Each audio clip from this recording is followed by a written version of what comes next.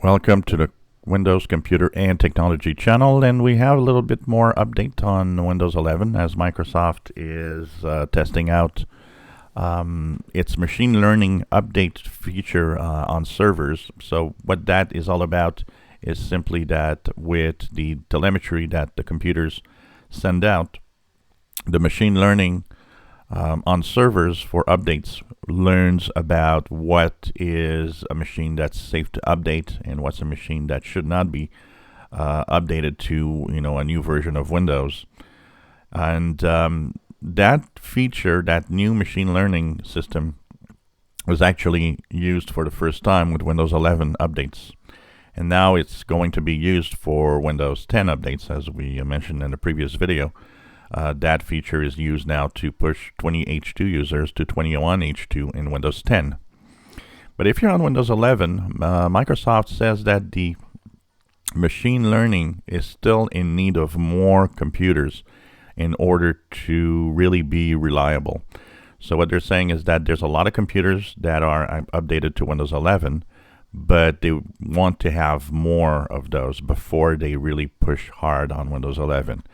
Yet, Microsoft says that according to their own system, their own statistics, Windows 11 rollout is really going very well, and it apparently even goes beyond their expectations in how stable and how good the system is actually running on the PCs that are up to date.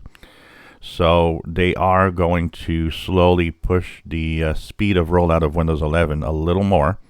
Once again, there's no, they're not going to force update, but some of the computers in the next few weeks, some of the computers that right now are not offered Windows 11 should probably have it offered. Once again, you have to meet the minimum requirements, which is not different. It hasn't changed, and Microsoft has no plans to change it also. So it really is for compatible computers.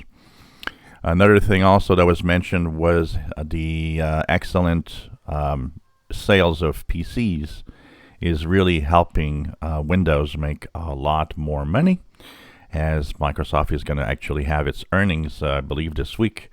What's happening is that Windows' share of the income that Microsoft does is still pretty big and has even increased within the last couple of years because of the pandemic.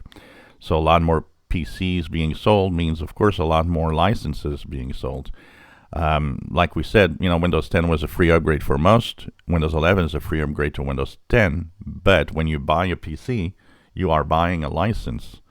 So all the PCs that are sold means also that Microsoft is going to have a license that's being sold for that PC. So that is money, of course, and income.